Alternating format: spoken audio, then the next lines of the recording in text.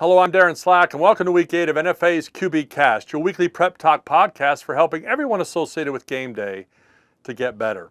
We're continuing our quarterback leadership series this week with number 8 on the list of critical attributes for quarterback leaders on the field and in life, and that's intelligence.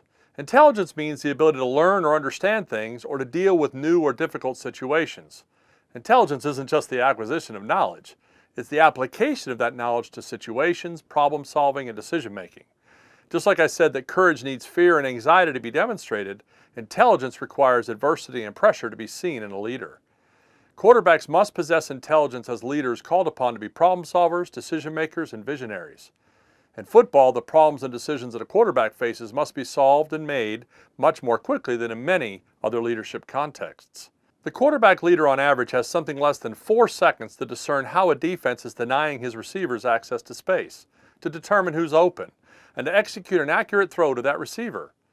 When you consider what open means at different levels of the game, it could mean a receiver is only available for a split second in space before the defender arrives. The quarterback must know exactly where the throw to that receiver must be made, and then he has to adjust his delivery to compensate. In addition to all the mental and mechanical challenges he faces, that 4 seconds also includes dealing with the pressure of rushers all around him, as well as large linemen who are fighting to protect him. He must keep his eyes downfield while avoiding those who are getting too close. Add to that the fact that the quarterback leader is being observed by literally thousands of people, possibly millions if it's an important NFL game, while executing the play. Finally, the success or failure of the entire offense and team, especially at the higher levels, depends on the quarterback leader's ability to deliver the ball to receivers consistently throughout the game. The quarterback delivering the forward pass from the pocket in football easily represents one of the most stressful environments in all of leadership. That is why this position is so highly compensated, and why scouts struggle year in and year out to draft successful quarterbacks into the NFL. There are just so many factors that influence the success a quarterback may or may not experience that it's difficult to pinpoint what to look for in those with potential greatness. However, intelligence, without question, would be a universally agreed upon non-negotiable for the quarterback position. This is true for any leader in any walk of life. You have to be intelligent. Now, it's so important to understand that intelligence isn't reflecting the volume of knowledge someone possesses or how intellectually smart they are. Intelligence in leadership is the innate speed at which an individual can apply what he knows to execute a favorable outcome.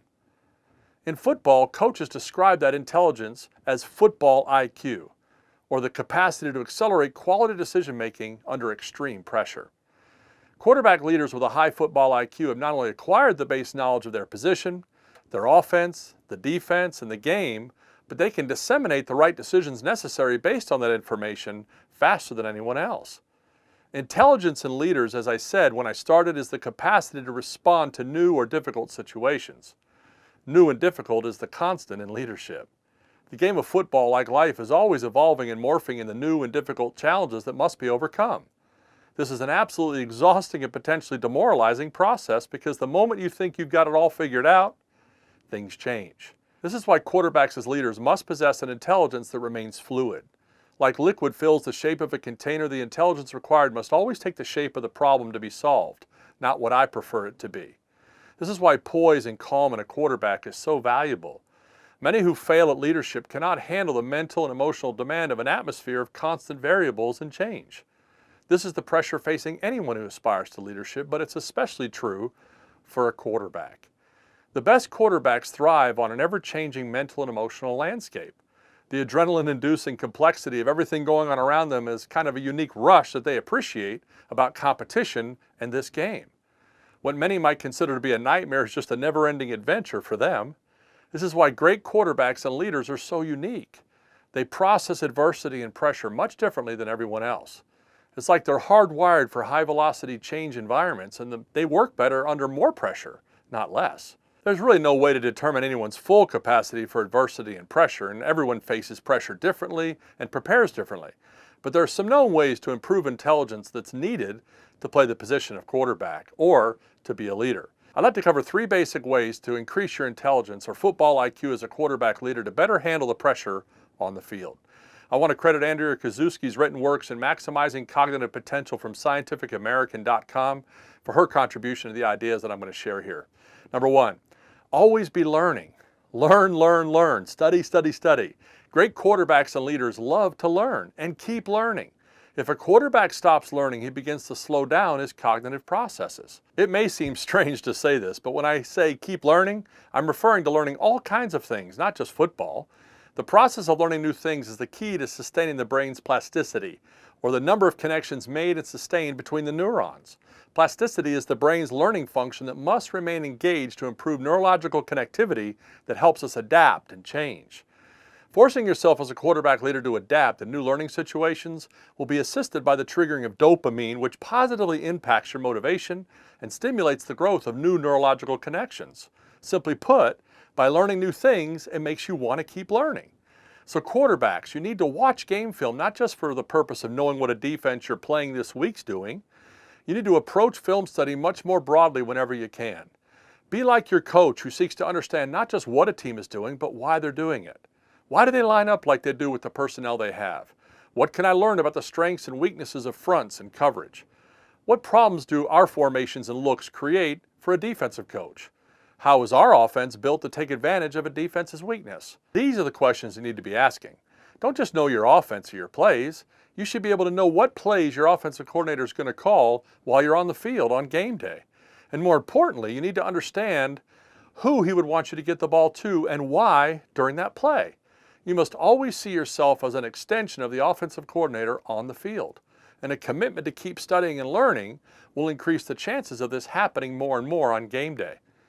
It's so important that you commit yourself to that process. But the best part of becoming committed to always learning as quarterback leaders this way is that the offensive coordinator begins to trust you with what he calls by increasing your audible options, your choices down the field, and your freedom to offer play suggestions during the game.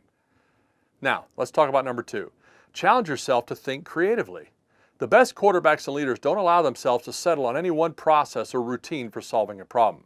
They must always be working to transfer the knowledge that they're learning into competency to execute that knowledge under pressure. This means you must always be thinking about new ways to solve problems. You must always be setting new goals for execution that push your capacities to their limits. Many talented quarterbacks and leaders are often bored and uninspired by the rote memorization of their position. There's so much information they have to have. So they must continually discover new ways to test themselves through watching video, creating game-like situations of practice, and inviting intense accountability from coaches so that they can keep improving. Listen, being efficient as a leader is necessary, but it's not an efficiency based on just developing routines that are repetitive and set patterns. The efficiency of the quarterback leader must be in their ability to adapt and remain flexible in an ever-changing environment around them. Quarterback leaders must never become comfortable with the way things are always done. This can produce a sense of always being on the edge of failure or barely getting to the goal. And that's what's necessary if you want to be a next-level quarterback. I like what I heard Tim Tebow say recently about failure in competition. He said that competing involves failure for everyone. It's how well you cope and adjust to that failure that determines the kind of player you become. The failure is normal for everyone. It's the coping mechanisms you have and how you respond and come back from failure that separates you from the rest. Like sharpening a knife, this ongoing pursuit of learning through personal challenge, failure, recovery, and improvement keeps the leader's competitive edge extremely sharp. So don't just try to get through practice this week, challenge yourself. Lamar Jackson, the Heisman frontrunner, runs 50 yards every time he keeps the ball in every option play in practice, and he sprints back to the huddle to make sure he doesn't slow the practice down. Peyton Manning would create all kinds of game situations for himself and receivers to solve whenever they worked out.